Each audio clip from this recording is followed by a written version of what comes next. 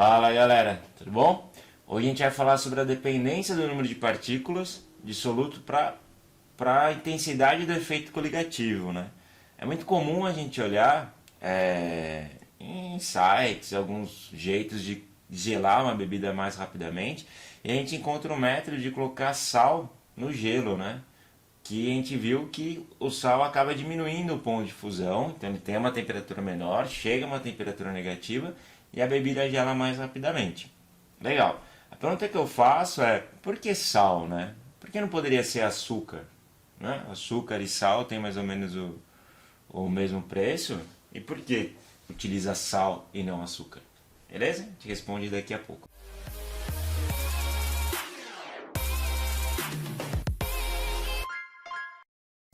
Muito bom. Antes de responder a pergunta, vamos voltar aqui na nossa definição, né? A gente viu que a definição de propriedade coligativa.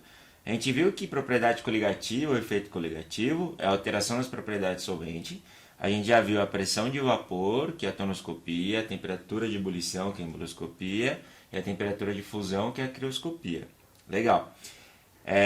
Na presença de um soluto não volátil, que é aquele que não evapora com facilidade, e que depende apenas do número de partículas do soluto. O que significa isso, essa dependência somente do número de partículas do soluto?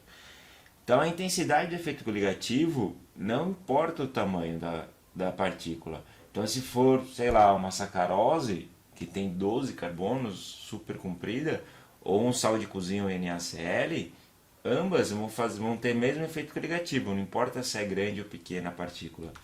Não importa se tem carga, então a gente pega o sal de cozinha, libera sódio, né, Na+, e cloreto, Cl-. Então eles têm carga, são cátions e ânions. E você pega a sacarose, que é do açúcar, é somente neutra, né, a substância, é uma molécula neutra. Então não importa, o efeito coligativo vai ser o mesmo. Também não importa os elementos químicos, né, se é feito de carbono, de sódio, de cloro, não importa também. Qualquer elemento químico vai ter o mesmo efeito coligativo. A única coisa que importa só depende apenas do número de partículas. Então, qual que é essa consequência, né? Vamos ver aqui um exemplo. Ó. Quando eu tenho um mol de NaCl dissolvido, por exemplo, em 1 litro de solução, né, em 1 litro de água, a gente vai ter o quê? Esse NaCl em contato com a água, ele vai acabar dissociando, né, em Na+, e Cl-. Então, um mol de NaCl acaba formando um mol de Na+, e um mol de Cl-, né? Isso pela estequiometria. Então, como eu tenho um mol de Na+, e um mol de cloreto, eu vou ter 2 mols de partículas livres em solução. E se a gente pega, por exemplo, a glicose, ó, que é o C6H12O6, ele, quando você dissolve em água, não acontece dissociação, ele só acaba sendo dissolvido. Então, um mol de glicose acaba formando um mol de glicose dissolvida. Então esse 1 mol de glicose dissolvida vai liberar o quê? 1 mol de partículas livres em solução. Eu pergunto para vocês, aonde que vai ter o maior número de partículas? No caso do NaCl. Apesar de iniciarmos com a mesma quantidade de mols, por conta da dissociação do NaCl, eu acabo tendo um maior número de partículas livres em solução. Se eu tenho maior quantidade de partículas, o efeito coligativo vai ser maior. Então a temperatura de ebulição vai ser maior, de fusão vai ser menor, e a pressão de vapor vai ser menor também. Legal? Deu para entender? Então, respondendo aquela pergunta, né? Por que a gente acaba utilizando o sal de cozinha? Ó? O sal de cozinha, que é o NaCl, ele acaba dissociando, né? Então, tudo que eu coloco, a quantidade de mols que eu coloco no início, ele acaba se multiplicando por 2. No caso da sacarose, que é uma molécula, só que é uma molécula, um disacarídeo, né? É uma molécula que tem 12 carbonos, uma molécula maior, ela acaba não dissociando e a massa molar dele é maior. Então, para ter o mesmo efeito coligativo, eu teria que colocar muito mais açúcar. E fora que o açúcar também, ele deixaria melado a latinha, né? Não seria interessante para a gente gelar. Então, por isso que é utilizado sal, né? Por conta do valor agregado que é baixo. E além disso, ele sofre dissociação e tem uma massa molar pequena.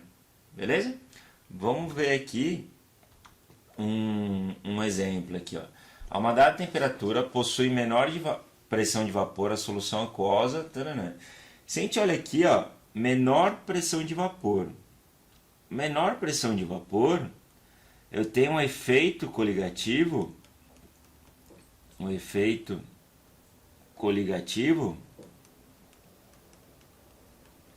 negativo maior, certo? Porque assim, a adição de soluto no volátil diminui a minha pressão de vapor. Então, quem tem menor pressão de vapor, é o efeito coligativo maior. Se é o efeito coligativo maior, então a gente vai ter o maior número de partículas. Tá bom, vamos ver onde que vai ter o maior número de partículas, né? Se eu tenho 0,1 mol por litro de glicose, a glicose lembra que é uma molécula, é uma substância que não sofre dissociação. Quem vai sofrer dissociação são os ácidos, as bases e os sais. Então a glicose não vai ter. Ó. Então se eu tenho 0,1 mol por litro de glicose, eu vou ter 0,1 mol por litro livres em solução. Mesma coisa no item B, né? Só que em vez de 0,1 é 0,2 mol por litro livre em solução. O ácido nítrico é um ácido que sofre ionização, né? O ácido nítrico, que é o HNO3, ele em contato com a água, ele vai formar o quê? O H+, mais o NO3 menos. Então, se eu tenho 0,1 mol de ácido nítrico, eu vou formar 0,1 de H+, e 0,1 de NO3 menos, de nitrato. Então, com isso, eu tenho 0,2 mol por litro de partículas livres. Isso no item C, né? No item D, eu tenho uma quantidade maior de ácido nítrico. Já é de vermelho agora. De ácido nítrico, eu vou ter 0,2. Se eu tenho 0,2 de ácido nítrico, tenho 0,2 de H+, e 0,2 de nitrato. Somando os dois, eu tenho 0,4 mol por litro de partículas livres em solução. E depois eu tenho o ácido clorídrico. O ácido clorídrico, que é o HCl, ele vai acabar ionizando em H+, mais Cl-. Se eu tenho 0,1 mol, eu vou ter 0,1 de H+, 0,1 de Cl-. Com isso eu tenho 0,2 mol por litro de partículas livres em solução. Então, quem vai ter o maior efeito coligativo? Aquele que tem o maior número de partículas. E quem tem o maior número de partículas é o item D, né, do ácido nítrico. Beleza? E quem teria a maior pressão de vapor, né, ou seja, o menor efeito coligativo seria a glicose, né, que não está sendo perguntado. Beleza? Na sequência, a gente tem 2 exercícios. Aqui já está o gabarito para vocês. Tentem fazer.